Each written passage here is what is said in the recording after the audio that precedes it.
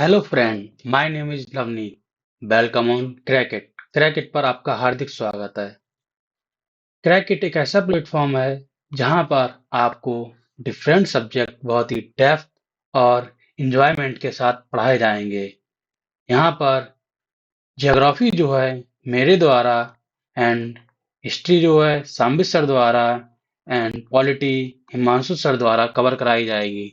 बने रहिए क्रैकेट पे एंड एंजॉय करते रहिए। चलिए आज का टॉपिक स्टार्ट करते हैं। The earth. अब जैसे कि ज्योग्राफी के बारे में हमने पिछली क्लास में पढ़ा था। आप वो क्लास देख सकते हैं कि ज्योग्राफी क्या है, उसकी हमें जरूरत क्यों है। ये सारी चीजें हम लास्ट क्लास में डिस्कस कर चुके हैं। तो अभी चलिए इस टॉपिक को अर्थ से स्टार्ट करते हैं। चलिए जानते हैं अर्थ पर लाइफ क्यों है, उसके लाइफ के इवॉल्व होने के कारण क्या क्या रहे हैं, अर्थ कहाँ पे हमारे सोलर सिस्टम में लोकेटेड है, उसका शेप कैसा है। आइए उसकी अदर फैक्ट्स के बारे में जानकारी लेते हैं। अर्थ अर्थ जो है third nearest planet of the sun. Sun से तीसरे नंबर का प्लेनेट अर्थ है and it is the fifth largest planet. अपने सोलर सिस्टम में जो अर्थ है वो फिफ्थ लार्जेस्ट प्लेनेट है। It is slightly flattened at the pole. ये अर्थ जो है, यहाँ पे ये हमारा पोल रहता है, ये पोल है, ये नॉर्थ पोल रहता है, ये साउथ पोल रहता है। ये अर्थ जो होती है एक स्फेरिकल शेप में मानी जाती है, बल्कि ये पूरी तरह स्फेयर भी नहीं होती है। अर्थ जो है अपर साइड में एंड लोअर साइड में फ्लैट है, मतलब पोल्स पे ये फ्लैट रहती है एंड इक्वेटर पे ये थोड़ा बल्ज हो जाता है। जैसे आपने ऑरेंज देखा होगा, ऑरेंज जो होता है ऊपर एंड नीचे साइड पे फ्लैट होता है एंड बीच में उसका पार्ट थोड़ा निकला हुआ होता है, ऐसा ही होता है। इसका डिस्क्रिप्शन आप ऐसे समझ सकते हैं जैसे कि यहाँ पे इसका डायमीटर जो दिया हुआ है, जो पोलर डायमीटर है 12,714 किलोमीटर है। वहीं इक्वेटोरियल डायमीटर जो है 12,756 किलोमीटर है। एंड इसमें ये हमें जो डिफरेंस 42 किलोमीटर्स का दिख रहा है, इसी की वजह से ये यहाँ पे अर्थ जो है बल्ज होती है और यहाँ पर फ्लैट होती है। तो ये अर्थ की जो जो अर्थ का शेप है, अर्थ को शेप को हमने एक यूनिक नाम दिया है। मतलब जोग्राफिक जो ज्योग्राफी के फिलोसफर्स रहे हैं, उन्होंने इसे एक यूनिक नाम दिया है जिस जो है जियोआइड। जियोआइड अर्थ की जो शेप है उसे हम जियोआइड जान के नाम से जानते हैं। और जो ये इसका पोलर डायमीटर है एंड इक्वेटोरियल डायमीटर है, इसके बीच का डिफरेंस जो होता है वो अराउंड 0.3% होता है। It is also called as a blue planet. Earth को ब्लू प्लैनेट नाम से भी जानते हैं। अब ऐसा क्यों होता है, अर्थ को ब्लू प्लैनेट के नाम से क्यों जानते हैं? वो इसलिए जानते हैं कि जब हम अपनी अर्थ को स्पेस से देखते हैं, स्पेस से देखते हैं तो ये हमें ब्लू कलर में दिखाई पड़ती है। अब ऐसा क्यों होता है? अगर आपको पता होगा कि अर्थ पे जो है 70% वाटर है, 70% वाटर है एंड 30% लैंड मास है। अब इतने ज़्यादा अमाउंट ऑफ वाटर की वजह से अर्थ जो है हमें ब्लू कलर में दिखाई पड़ती है। इसीलिए इसका एक अनदर नाम है blue planet. It is the only planet which support life. अब अर्थ ही एक ऐसा प्लैनेट है अपने सोलर सिस्टम में, और जितना भी स्पेस में नॉलेज हुई है, रिसर्च हुई है, उसके अनुसार हमें ये पता लगा है कि अर्थ ही एक ऐसा प्लैनेट है अभी तक कि जिस पर लाइफ सपोर्ट करता है। अब ऐसा क्यों है, आइए जानते हैं अगली स्लाइड में। अर्थ जो है वो ऑप्टिमम डिस्टेंस फ्रॉम द सन। अर्थ जो अर्थ जो है वो सोलर सिस्टम में तीसरे नंबर पे है। मान लीजिए यहाँ पे अर्थ है, ठीक है। अब यहाँ से जो सन की दूरी है, इसकी वजह से ये इस जगह पर है कि यहाँ पे ना ही टेम्परेचर बहुत हाई होता है और ना ही टेम्परेचर बहुत ही लो रहता है। ये ऐसा इसलिए होता है कि एक तो कारण इसका एक ये एटमॉस्फेयर भी रहता है, जिसमें अर्थ को एक एयर के एनवलप ने चारों तरफ से सराउंड कर रखा है, जो नाइट के टाइम पे टेम्परेचर को बहुत ड्रास्टिकली ड्रॉप नहीं होने देता है। और वहीं डे टाइम में जब सन की रेज अर्थ पर पड़ती हैं तो उसे बहुत ज़्यादा हाई नहीं होने देता है। इसकी वजह से एक जो लाइफ के डेवलप होने के लिए जो टेम्परेचर चाहिए होता है वो अर्थ पर सफिशिएंट है, जिसकी वजह से यहाँ पर लाइफ डेवलप हो पाई है। और यहाँ पे प्रेजेंस ऑफ हाइड्रोस्फीयर, जैसा कि मैंने बताया था कि अर्थ पर 70% ऑफ वाटर है।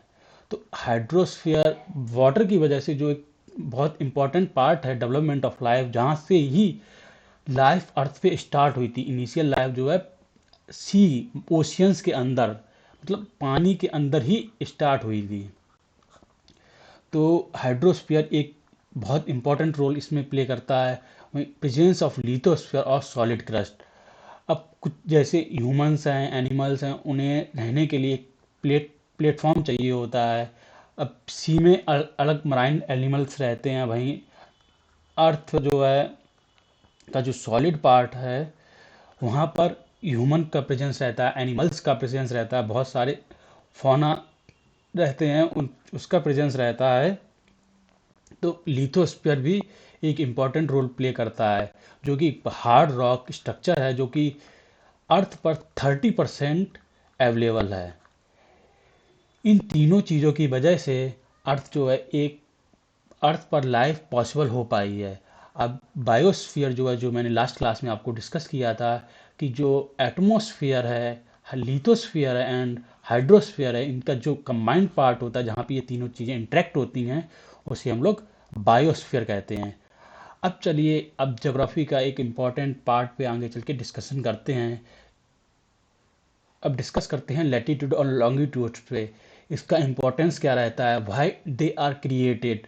ये ये जो लाइंस होती हैं, ये लैटिट्यूड्स और लॉन्गिट्यूड्स जो हैं वो एक इमेजिनरी लाइंस होती हैं, इमेजिनरी लाइंस होती हैं जो कि अर्थ के हम लोग जैसे ये ग्लोब जो होता है उस पे ड्रॉ की हुई हैं। ये अर्थ का जो अर्थ को एक स्मॉल स्केल पे दिखाने के लिए एक ग्लोब बनाया जाता है, एक मैप बनाए जाते हैं। तो अगर हम अर्थ को जो कि बहुत वास्ट डिस्टेंस कवर करता है उसे अगर हम स्मॉल स्केल में दिखाएंगे, जैसे अगर हम 111 किलोमीटर को दिखाना होगा तो हम अगर लैटिट्यूड लॉन्गिट्यूड्स के हिसाब से दिखाएंगे तो वो हमारा रहेगा 1 डिग्री। तो अब हम डिस्कस करते हैं ये लैटिट्यूड लॉन्गिट्यूड्स क्या होते हैं। जैसे कि अगर हमें टाइम का इम्पोर्टेंस जानना है, टाइम कैसे डिसाइड होता है, टाइम का इम्पोर्टेंस सबको पता रहता है कि हमें टाइम की ज़रूरत क्यों पड़ती है, किस लिए पड़ती है, तो वो कैसे डिसाइड होता है। अगर मैं एक प्लेस से दूसरे प्लेस के लिए ट्रैवल करता हूँ तो वहाँ पे टाइम इंक्रीज होगा, डिक्रीज होगा, डेट का इम्पोर्टेंस क्या रहता है। और वहीं लैटिट्यूड्स जो होते हैं वो हमें हेल्प करते हैं कि कहाँ पे कौन सा क्लाइमेट रहेगा, कहाँ पे कौन सी वेजिटेशन रहेगी। ये सारी चीज़ें हमें लैटिट्यूड्स एंड लॉन्गिट्यूड्स पढ़ने में बहुत ज़्यादा हेल्प करते हैं। जैसे कि यहाँ पे हम देख सकते हैं कि the spinning of the earth on its axis provides two naturally fixed point called north pole and south pole. अब जैसे कि ये जो दो नेचुरली फिक्स पॉइंट होते हैं, ये हमारा अर्थ है जो कि एक ये ग्लोब है जो कि अर्थ का एक टाइप है। मतलब अर्थ को अगर एक छोटे सी आकार में हमें दिखाना होता है वो हम ग्लोब की हेल्प से आराम से दिखा सकते हैं। अब ये जो ग्लोब है इसमें ये यहाँ पे जो पॉइंट रहेगा, ये पॉइंट जो है ये हो जाता है नॉर्थ पोल, ये हो जाता है साउथ पोल। ठीक है। And midway between midway between these two poles lies the equator. अब ये जो इक्वेटर है, ये जो इक्वेटर है, इस ये जो हमारा पोल है जो मैंने बताया 90 डिग्री पे है नॉर्थ एंड साउथ पे, इसके बीचा बीच में ये जो लाइन है इसे हम लोग इक्वेटर कहते हैं, जिसे 0 डिग्री से डिनोट किया जाता है। And the series of lines drawn parallel to the equator called parallel of latitudes. अब ये क्या होता है भाई? ये होता है जैसे इक्वेटर है ये, अब इसके पैरेलल में जितनी भी लाइन ड्रॉ की जाएंगी वो सारी पैरेलल ऑफ लैटिट्यूड्स कहलाएंगी। अब ये सारी लाइन ड्रॉ करी जाएंगी। अब जब तक हम यहाँ पे 90 डिग्री पोल्स पर पहुँचेंगे तो ये सर्कल छोटा होता होता होता होता होता एक पॉइंट के आकार में रह जाएगा। यही होगा साउथ में भी जितनी लाइन ड्रॉ की जाएंगी जो कि इक्वेटर के पैरेलल होंगी वो लैटिट्यूड्स कहलाती हैं।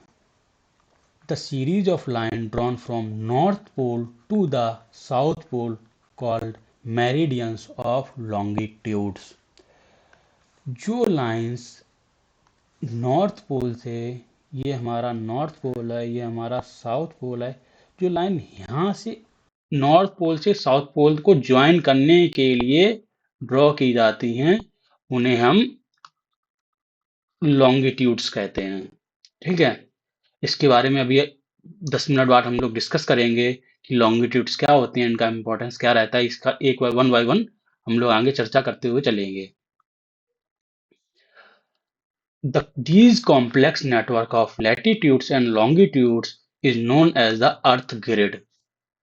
अब जब ये जो है हमने ऐसे जो है हॉरिजेंटली जितनी भी लाइन ड्रॉ हो सकती थी 0 से लेके 90 डिग्री तक ड्रॉ कर ली हैं, एंड 90 नॉर्थ पोल से साउथ पोल तक ज्वाइन करने के लिए ड्रॉ कर ली। अब ये जो हमारा पैटर्न बना हुआ है इसे हम कहते हैं अर्थ ग्रिड। जैसे कि ये देख लीजिए आप, यहाँ पे ये जो ये स्ट्रक्चर बन के आ रहा है लैटिट्यूड्स, ये लैटिट्यूड्स एंड लॉन्गिट्यूड्स का, इसे अर्थ ग्रिड कहते हैं। अर्थ ग्रिड, जो कि हमें पर्टिकुलर प्लेस की लोकेशन डिफाइन करने के लिए बहुत हेल्पफुल रहता है। आइए अब जानते हैं लैटिट्यूड्स के बारे में, डिटेल में डिस्कस करते हैं कि लैटिट्यूड्स क्या होते हैं। These are the imaginary lines. अगर हम यहाँ से अगर कहीं देखने के लिए जाएंगे कि हमें लैटिट्यूड्स कहाँ कहीं दिख जाए, आसमान में ऐसे ढूंढ रहे हैं कि लैटिट्यूड्स के साथ है, भाई लैटिट्यूड्स के साथ दिखाई नहीं पड़ रहा है, ये लैटिट्यूड्स हमें कहीं दिखाई नहीं पड़ेगा ना, ये फिजिकली फॉर्म में प्रेजेंट है। ये केवल को अर्थ के ऊपर, अर्थ का जो ग्लोब है उस पे हमें डिफाइन करने के लिए, जो जिससे हम उसे इजीली अंडरस्टैंड कर सके एक वास्ट प्लेस को, इसलिए ये लाइन ड्रॉ की हुई है। और इसकी हेल्प से हम लोग अलग अलग चीज़ों को डिफाइन कर सकते हैं कि जैसे कहाँ का क्लाइमेट क्या है, कहीं का क्लाइमेट क्या है, कहीं का वेजिटेशन क्या है, इसके बारे में आसानी से जो डिफाइन कर सकते हैं, इसीलिए लैटिट्यूड्स को बनाया गया है। ये जो है सारी इमेजिनरी लाइंस होती हैं। The angular distance of the place north और south of the equator is known as latitudes। The angular distance of a place north or south of the equator is known as latitudes। अब ये हमारा हो गया 0 degree equator, यहाँ से ये पूरा पास होता है अर्थ के मिडल से, उसे हम इक्वेटर कहते हैं। अब जो अर्थ के मिडल, अर्थ का ये जैसे सेंटर है,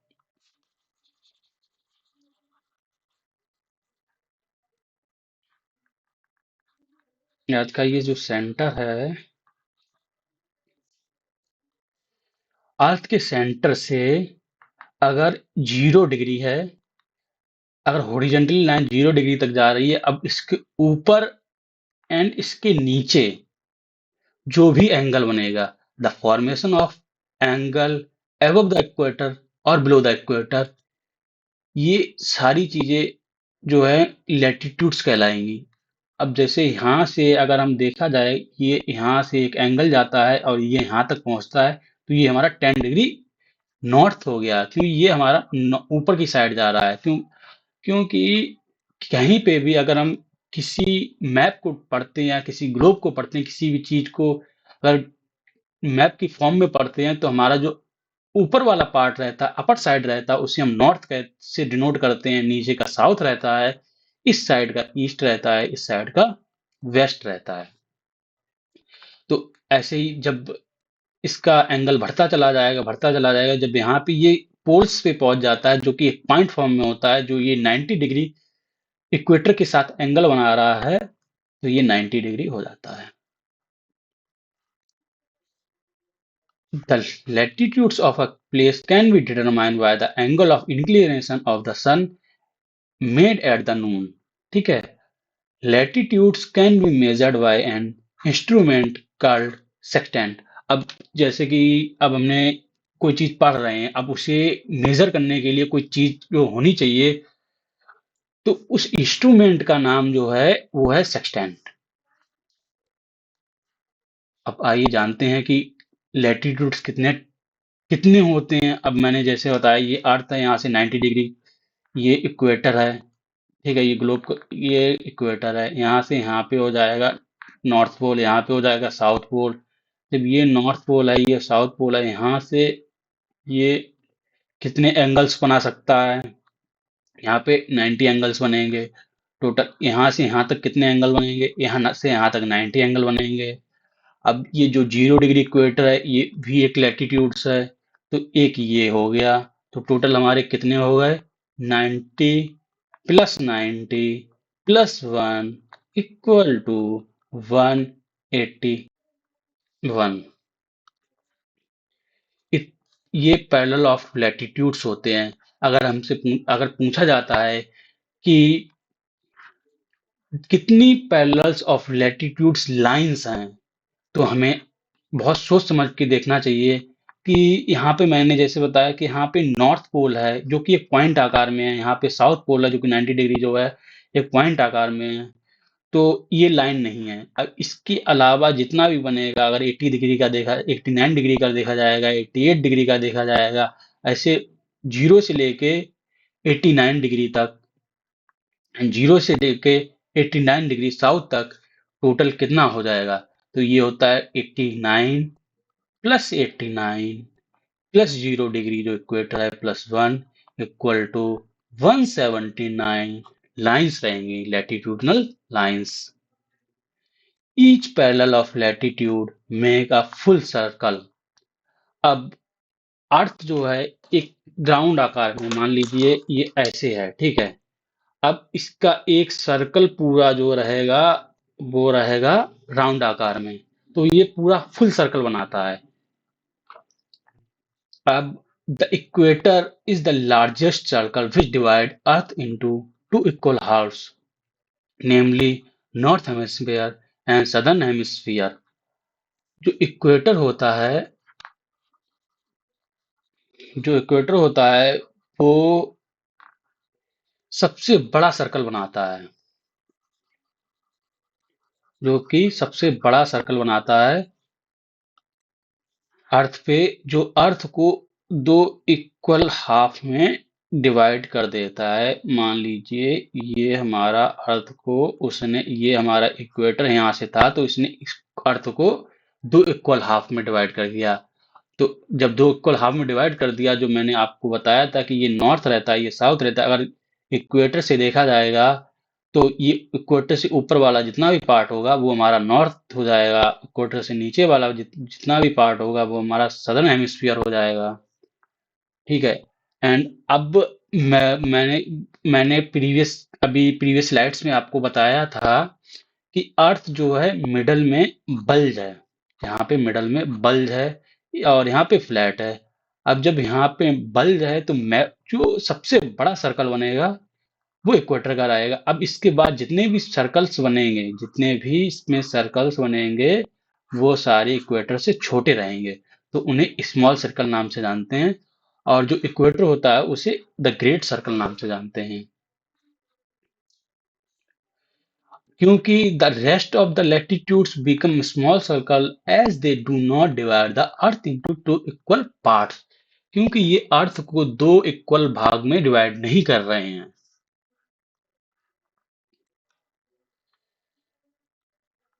There is a distance of about 111 kilometer between any two latitudes।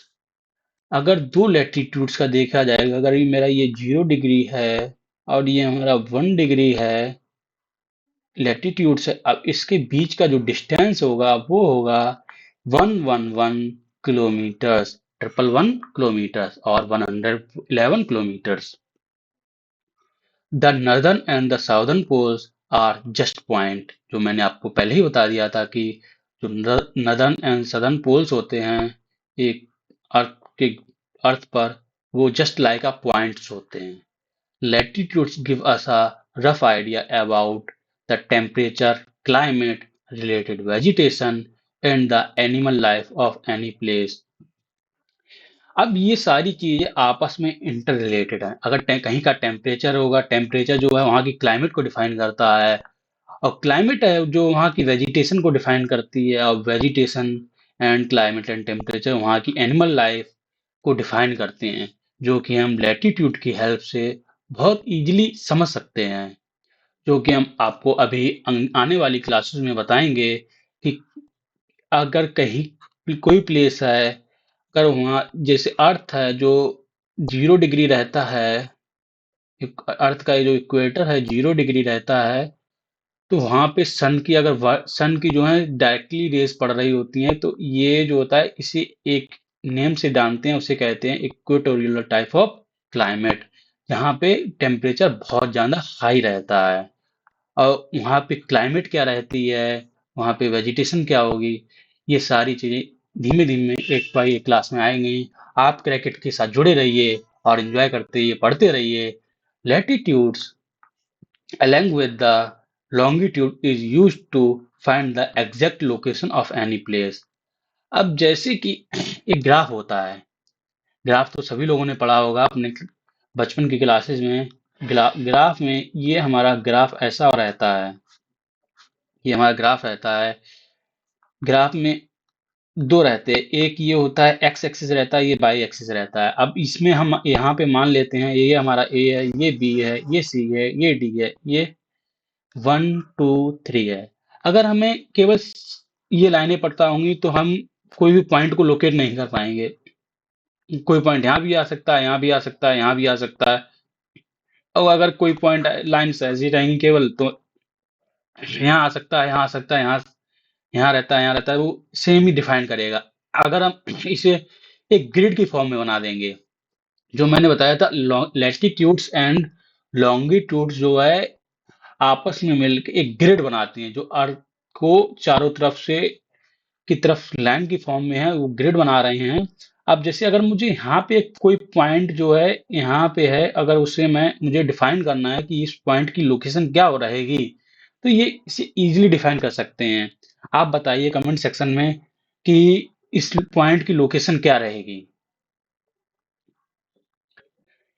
इस पॉइंट की लोकेशन रहेगी 2A।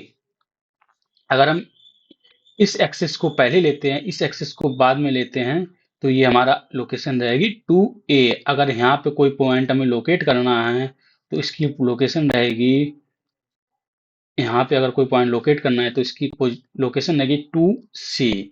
और वहीं अगर हमें कोई पॉइंट यहाँ पे लोकेट करना है, तो इसकी लोकेशन जो रहेगी वो रहेगी 3B। ऐसे ही हम अर्थ पर डिफरेंट प्लेसेस को आराम से डिफाइन कर सकते हैं कि कौन सी लोकेशन क्या रहती है। आप लोग बताइए, आप जहाँ पे रह रहे हैं वहाँ का लैटिट्यूड और लॉन्गिट्यूडनल एक्सटेंट क्या है, वो कमेंट सेक्शन में बताइए कहाँ पे आप लोकेट हो रहे हैं। और बताइए अर्थ का लैटिट्यूड और लॉन्गिट्यूड एक्सटेंट जो है वो कितना है। ये सारी चीजें हमें कमेंट सेक्शन में बताइए, हम आपका इंतजार कर रहे हैं। अब जो लैटिट्यूड्स रहते हैं उसमें कुछ इंपॉर्टेंट लाइंस रहती हैं, जो कि आने नेक्स्ट क्लास में इसमें डिटेल में हम लोग डिस्कशन करेंगे। जो कि रहता है इक्वेटर, जो कि 0 डिग्री सेल्सियस होता है। The tropic of cancer 23 degree and half north रहता है। जो कि नॉर्थ साइड में रहता है, and the tropic of Capricorn 23.5 degree south, the Arctic circle 66.5 degree north, the Antarctic circle 66.5 south, and ये हो गए हमारे दो पोल्स। ये तो हो गया लैटिट्यूड्स के बारे में। अब चलिए डिस्कस करते हैं लॉन्गिट्यूड्स के बारे में। आइए चले अब डिस्कस करते हैं लॉन्गिट्यूड्स के बारे में। लॉन्गिट्यूड्स का इम्पोर्टेंस क्या रहता है, उसका सिग्निफिकेंस क्या है, और हमें लॉन्गिट्यूड्स क्यों पढ़ना चाहिए, ये सारी चीज़ें अभी हम आने वाले 5-10 मिनट में डिस्कस करते हैं। लॉन्गिट्यूड्स हमें जो है टाइम को डिफ़ाइन करने के लिए बहुत ज़्यादा हेल्प करता है। अब टाइम के डिफ़ाइन करने के लिए कैसे हेल्प करता है, आइए चलिए जानते हैं। लॉन्गिट्यूड्स जैसे लैटिट्यूड्स में जो लाइंस थी वो इमेजिनरी थी, सेम वही these are the imaginary lines. The angular distance of a place east और west of prime meridian is known as longitudes. अब जैसे लैटिट्यूड्स जो था उसके 0 डिग्री इक्वेटर को, 0 डिग्री जो इक्वेटर था उसके ऊपर और नीचे से डिफाइन किया गया था। लैटिट्यूड्स क्या है उसके बारे में बताया गया था। वही जो है अगर हमें लॉन्गिट्यूड्स में पढ़ना होता है तो लॉन्गिट्यूड्स में हम पढ़ते हैं कि जो 0 डिग्री है, जो 0 डिग्री है उसे हम प्राइम मेरिडियन नाम से जानते हैं, जो उसे हम प्राइम मेरिडियन नाम से जानते हैं। और उसके ईस्ट और उसके वेस्ट में जो भी लाइंस हैं, जो वो उसे डिफाइन करने के लिए एक एंगल बनाती हैं। जो 0 डिग्री से एंगल बनता है, ईस्ट की साइड में कितना एंगल बन रहा है और वेस्ट की साइड में कितना एंगल बन रहा है, उसे हम लॉन्गिट्यूड्स कहते हैं।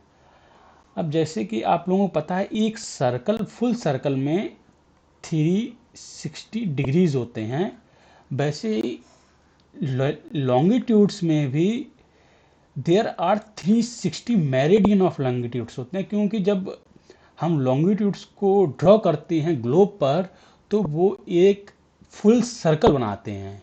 जब 0 डिग्री से स्टार्ट होते हैं और अल्टीमेटली वो 0 डिग्री पर ही आते हैं। अब आगे जानते हैं ये कैसे होते हैं, क्या होते हैं। The prime meridian is the reference line for the locating place east और west and is consider as 0 meridian. अब ये कैसे डिफाइन हुआ था, ये डिफाइन हुआ था, इट इज डिसाइडेड इन 1884। 1884 में एक इंटरनेशनल एग्रीमेंट हुआ था, डिफरेंट कंट्रीज ने अडॉप्ट किया है इसे, कि the 0 degree meridian, the one which passes through the royal astronomical observatory at Greenwich near London. जो 0 डिग्री है, जो 0 डिग्री है, ये कौन सी लाइन को हमें डिसाइड करना चाहिए। अब जैसे इक्वेटर में तो हमने डिफाइन कर दिया था कि जो अर्थ को इक्वल हाफ में डिवाइड कर रहा है वो 0 डिग्री इक्वेटर हो जाएगा, जो फुल सर्कल बना रहा है। अब लॉन्गिट्यूड्स में क्या होता है कि हर एक लॉन्गिट्यूड जो होता है इक्वल सर्कल बनाते हैं, सारे जो है इक्वल ही सर्कल बनते हैं चारों तरफ से। अब एक यहाँ नॉर्थ से साउथ गया और दूसरा पीछे से, मान लीजिए ये 3D फिगर है, इसमें पीछे से एक आया और वो यहाँ से यहाँ तक आया, ये पूरा फुल सर्कल बन चुका है। ठीक है, तो तो अब इसे डिसाइड करने के लिए ये कौन सा लेना चाहिए कि कहाँ से पास हो रहा है, तो ये 1884 में, जब 1884 में डिसाइड किया गया था डिफरेंट कंट्रीज द्वारा कि जो रॉयल एस्ट्रोनॉमिकल ऑब्जर्वेटरी जो ग्रीनविच में है, जो लंदन के पास में है, वहाँ से जो लाइन पास हो रही है 0 डिग्री, जो लाइन पास हो रही है 0 डिग्री, उसे हम जो है प्राइम मेरिडियन नाम से डिसाइड कर देते हैं। और इसके ईस्ट में जितनी भी लाइंस ड्रॉ होंगी, इसके वेस्ट में जो भी एंगल बन रहा होगा वो उस बेसिस पे रहेगा। ठीक है, each meridian of longitude is a semi circle. अब यहाँ से नॉर्थ से साउथ को कनेक्ट कर रहा है तो वो हाफ से एक हाफ सर्कल बन गया है, जिसे सेमी सर्कल कहते हैं। अब अगर हम इसी को एक पीछे से लाइन ड्रॉ कर देंगे, जो जो पीछे से आ रही होगी नॉर्थ से साउथ, उसका नंबर फिर डिफरेंट हो जाएगा। तो अगर दोनों इन दो को मिला के देखा जाएगा तो वो एक पूरा सर्कल बना देगी। All longitudes are equal length and converge at both the poles. अब ये यहाँ से स्टार्ट होते हैं, ये नॉर्थ पोल से, यहाँ से नॉर्थ पोल रहता है, यहाँ पर इसके नीचे साउथ पोल हो जाता है। ये नॉर्थ पोल से स्टार्ट होते हैं, जितने भी लॉन्गिट्यूड्स होते हैं वो नॉर्थ पोल से स्टार्ट होके और साउथ पोल तक जाते हैं। The distance between any two longitude is maximum at the equator. अब जैसा कि लैटिट्यूड्स में बताया था कि ये जो अर्थ है वो जो अर्थ है वो मिडल में बल्ज है, जहाँ पे इक्वेटर वहां पे बल्ज है। तो वहां पे अर्थ जब यहाँ से नॉर्थ से साउथ तक जा रहा है, और लॉन्गिट्यूड्स जो होते हैं वो नॉर्थ से साउथ, मतलब इक्वेटर से एबव जाने पे और इक्वेटर से बिलो जाने पर उनके आपस में डिस्टेंस जो होती है कम होती चली जाती है, और नॉर्थ नॉर्थ या साउथ पोल्स पे जाके वो मिनिमम हो जाती है, जो कि इक्वल टू जीरो हो जाती है। अब जब ये यहाँ पे मिनिमम हो जाती है तो यहाँ कहीं पे मैक्सिमम भी होगी। तो मैक्सिमम कहाँ पे होगी? जहाँ पे बल्ब है, और बल्ब कहाँ पे है? वो इक्वेटर पे है। तो इक्वेटर पे ये लेंथ कितनी होनी चाहिए? अब ये जब मेजरमेंट किया गया तो दो लॉन्गिट्यूड्स के बीच की जो डिस्टेंस होती है इक्वेटर पे 111 किलोमीटर होती है। अब the distance between two longitudes keeps on decreasing as one goes towards the pole। अब कोई भी इक्वेटर से पोल की तरफ जा रहा है, चाहे नॉर्थ की पोल की तरफ जा रहा हो, चाहे फिर साउथ पोल की तरफ जा रहा हो, तो इक्वेट जो लॉन्गिट्यूड्स के आपस के बीच की डिस्टेंस रहेगी वो कम होती चली जाएगी। आप लोगों को स्पीड थोड़ी ज्यादा तो नहीं लग रही है? तो कम कर सकते हैं। अब देखते हैं the longitudes along with latitudes help in locating any place on the globe. जैसा कि मैंने लैटिट्यूड्स में अभी डिफाइन किया था कि ये एक ग्रिड बनाते हैं, लैटिट्यूड्स एंड लॉन्गिट्यूड्स मिलके जो ग्रिड बनाते हैं वो हमें एक पर्टिकुलर प्लेस का पिन पॉइंट लोकेशन बताने के लिए बहुत हेल्पफुल रहता है। जैसे कि 1 डिग्री, अब इसी अगर स्मॉलेस्ट यूनिट में भी अगर हम तोड़ते हैं तो 1 डिग्री जो होता है इक्वल टू 60। ये डॉट नहीं आता यहाँ पे केवल ऐसा आ जाता है, ठीक है। और अगर 1 मिनट ये होते हैं 60 मिनट्स। अब 1 मिनट्स को देखा जाएगा तो वो इक्वल टू हो जाते हैं 60 सेकेंड्स। ये होते हैं 60 सेकेंड्स, जो कि हमें एक पिन पॉइंट लोकेशन को, एक स्मॉलेस्ट लोकेशन को भी डिफाइन करने में हेल्प करता है। The line of longitudes are used to find the time of any place। जैसा कि मैंने बताया था कि लॉन्गिट्यूड जो हमें जो है टाइम बताने में हेल्प करते हैं। एक पर्टिकुलर प्लेस पे क्या टाइम होगा, और उस अब उसका रेफरेंस पॉइंट मान लीजिए प्राइम मेरिडियन से अगर हम इधर जाते हैं तो क्या टाइम हमें मुझे टाइम इंक्रीज होगा या टाइम डिक्रीज होगा, ये सारी चीजें हमें लॉन्गिट्यूड्स में पता लगती हैं। The local time of central meridian is taken as the standard time of the whole country or a large area। तो सेंट्रल मेरिडियन होती है, जैसे कि हमारी अर्थ जो इंडिया है, इंडिया में जो हमारी सेंट्रल मेरिडियन है, ये जो है, ये जो सेंट्रल मेरिडियन है जो आगे अभी हम डिस्कस करेंगे, जो आईएसटी है जिसे हम आईएसटी नाम से जानते हैं, वो मेनली क्या होता है, एक लार्ज प्लेस, जैसे इंडिया एक बहुत वास्ट कंट्री है, उसका लॉन्गिट्यूडनल एक्सटेंट बहुत ज्यादा है, लेटिट्यूडनल एक्सटेंट भी ज्यादा है।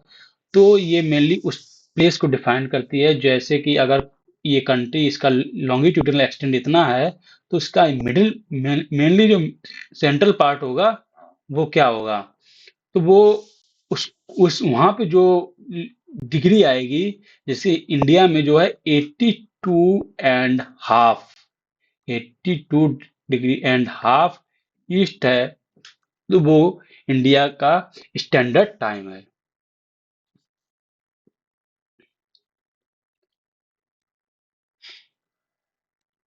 अब जैसे कि ये मैप है, अब ये इंडिया है।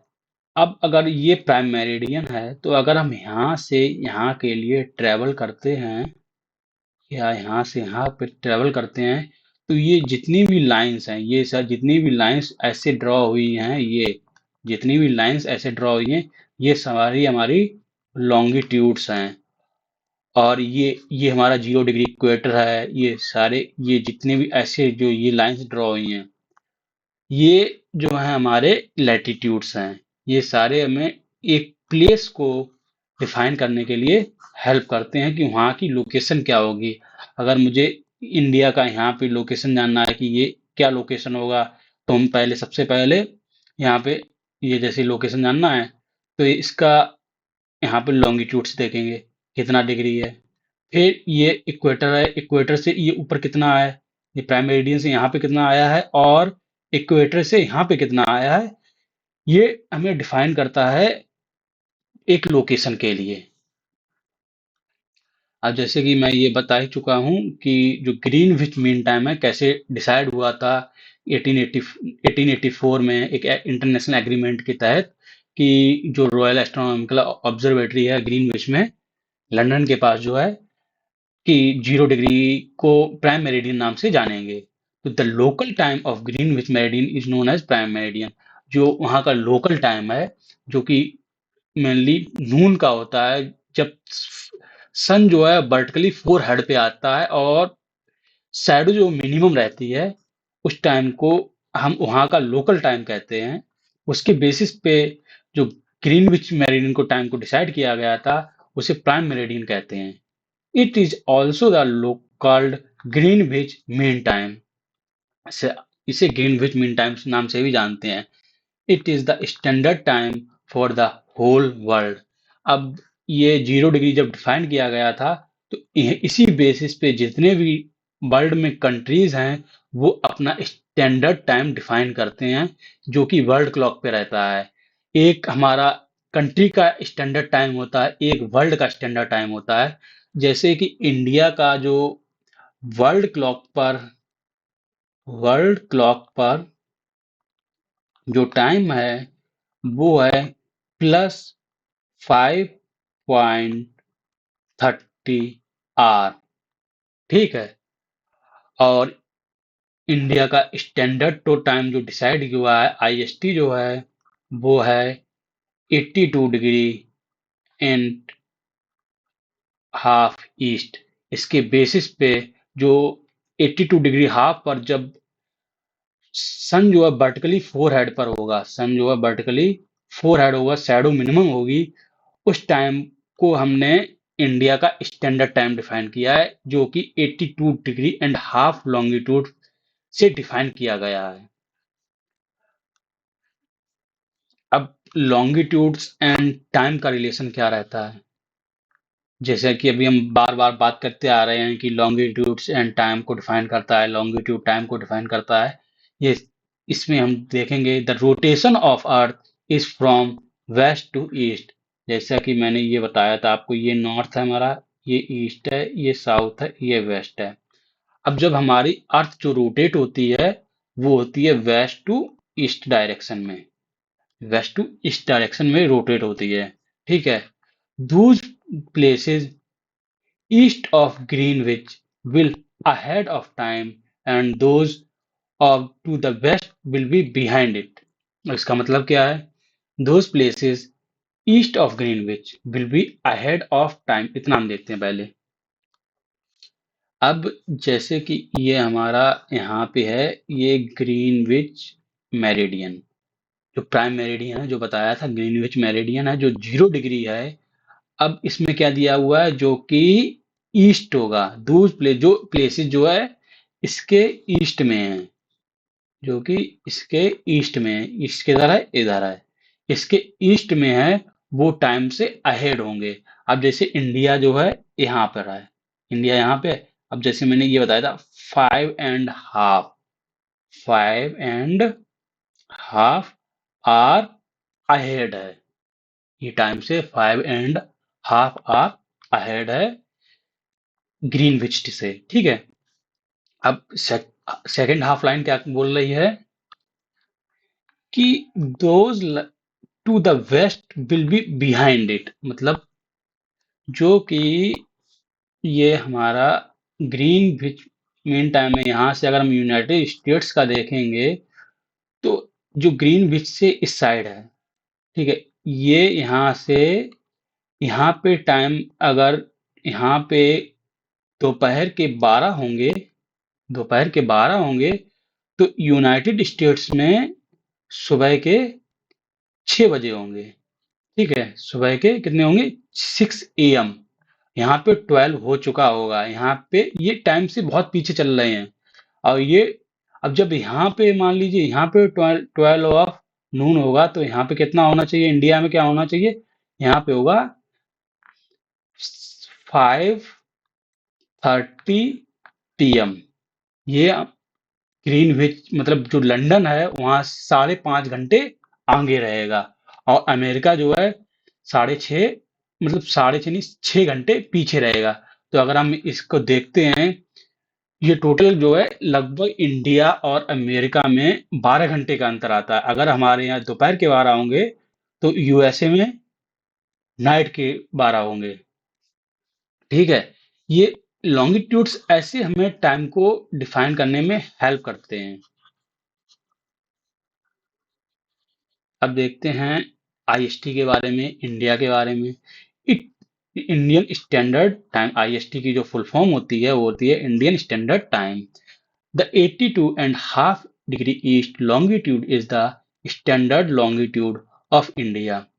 जो 82 डिग्री हाफ है, जो मैंने बताया था अभी, 82 डिग्री एंड हाफ है, वो इंडिया का स्टैंडर्ड टाइम डिफाइन किया गया है, जो कि प्रयागराज से होकर पास होता है। ये जो लाइन जा रही है, ये आप हमें बताइएगा कमेंट सेक्शन में, ये किस किस स्टेट से पास होती है, कितने स्टेट्स रहते हैं, हाउ मैनी स्टेट से ये पास होती है, और उनके नेम क्या हैं, ये आप हमें कमेंट सेक्शन में बताएंगे। ये जैसे कि ये मैंने तो बता दिया है प्रयागराज, तो ये प्रयागराज तो यूपी में यहाँ से पास हो रही है। अब बचे हुए जितने भी स्टेट्स हैं वो आप हमें बताएंगे कौन कौन स्टेट से पास होती है इंडियन स्टैंडर्ड टाइम। ये हमारा यहाँ से ये स्टैंडर्ड टाइम रहता है, यहाँ से ये यहाँ से लेके यहाँ तक पूरा कंट्री इसे फॉलो करता है। कुछ कंट्रीज रहते हैं जहाँ पे एक से अधिक स्टैंडर्ड टाइम जोन्स होते हैं, जैसे कि ये रूस है, रशिया है, रशिया में एक से अधिक स्टैंडर्ड टाइम जोन है, यूएसए में, फ्रांस में, फ्रांस जो होता है उसमें एक से अधिक टाइम जोन रहते हैं। तो आप ये बताइए सबसे ज्यादा टाइम जोन्स कौन से कंट्रीज के हैं। आप देखते हैं इंटरनेशनल डेट लाइन क्या है, इसका इंपॉर्टेंस क्या है, इसका जरूरत क्यों पड़ी, इंटरनेशनल डेट लाइन बनाने की जरूरत क्यों पड़ी। जैसे कि अगर जो प्राइम मेरिडियन है वो 0 डिग्री है, ठीक है, जो 0 डिग्री है, जो प्राइम मेरिडियन पास होती है, ये वाली जो ये है, ये जो 0 डिग्री पास हो रही है, ये 0 डिग्री है, ठीक है।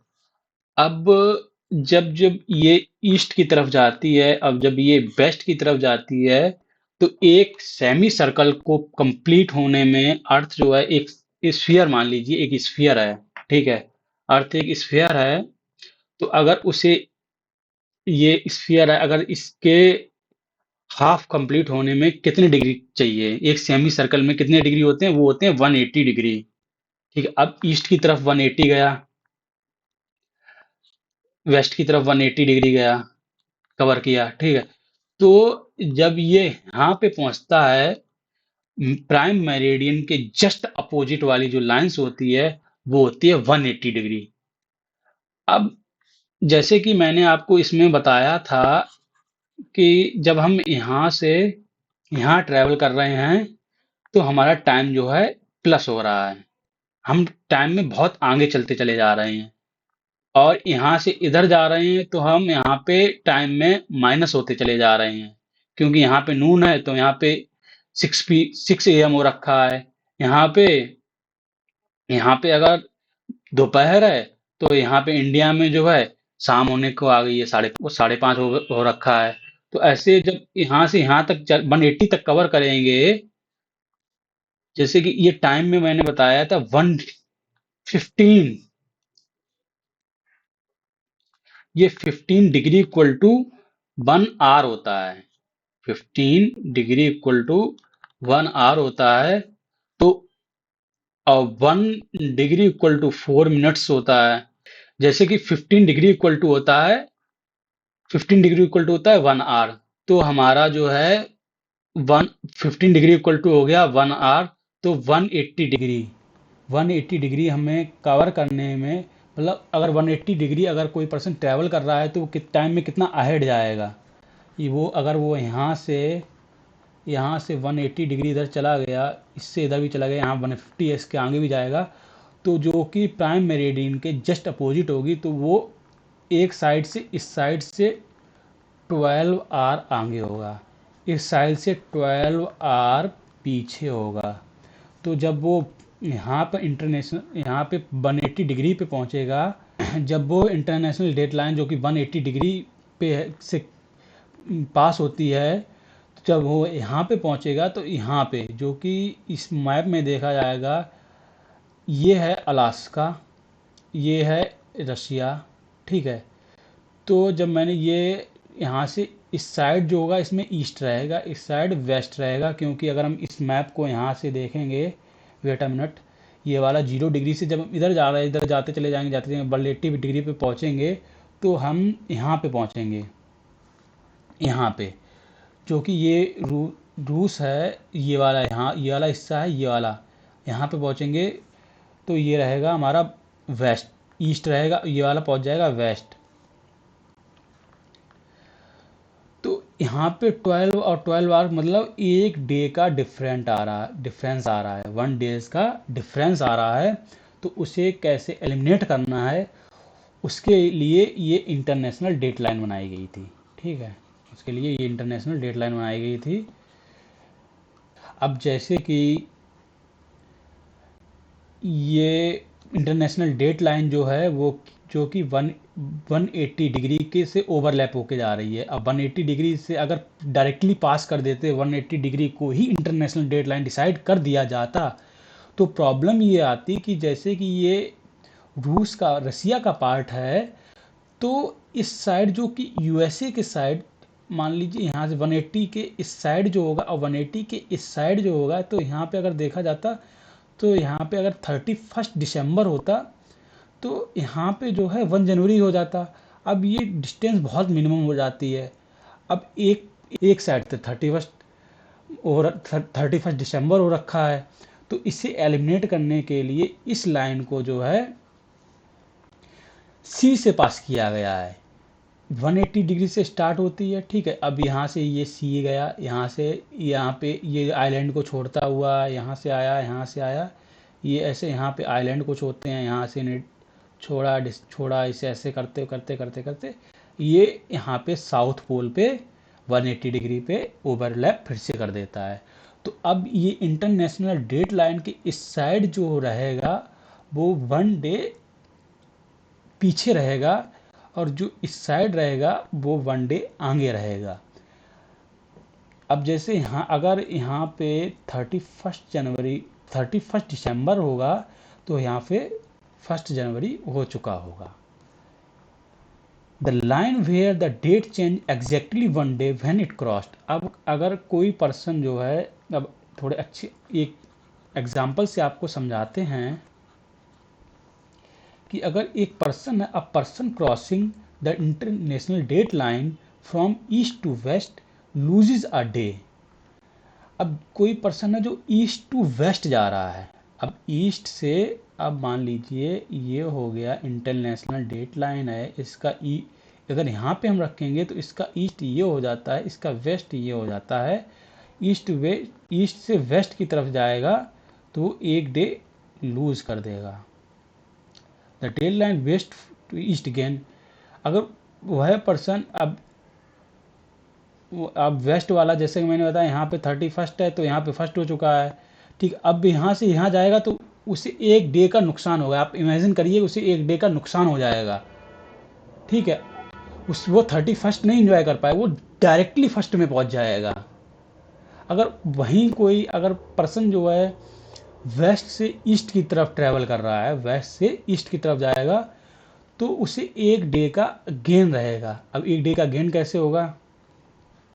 अब जैसे उसने 30 मतलब 1 जनवरी यहाँ पे सेलिब्रेट कर ली, अब वो उसने फ़्लाइट पकड़ा, इधर आ गया, यहाँ पे आ गया, ठीक है। अब मैं यहाँ से सेलिब्रेट किया, फ़्लाइट पकड़ा, यहाँ आ गया।